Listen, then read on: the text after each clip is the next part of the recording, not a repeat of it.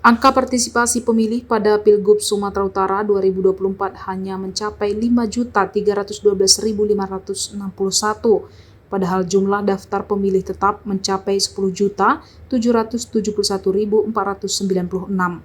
Artinya, partisipasi pemilih di Sumut ada di angka 49,32% atau yang golput mencapai 50,68%.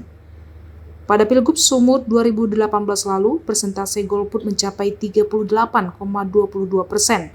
Artinya persentase warga Sumut yang tak memilih meningkat sekitar 12,46%. Kode Provinsi Sumatera Utara menurut Kemendagri adalah 12, dengan menyesuaikan kode provinsi dengan struktur data pkwp.json. Diketahui bahwa pasangan Bobi Nasution Surya mencapai 3.426.957 atau 64,51%.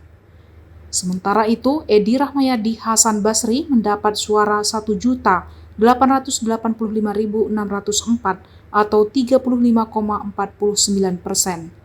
Meski demikian, KPU kini sudah menutup informasi mengenai surat masing-masing paslon meski dilihat melalui inspek elemen. Jangan lewatkan berita menarik lainnya hanya di channel Toba TV. Follow, like, dan subscribe channel Toba TV untuk mendapatkan informasi terbaru lainnya.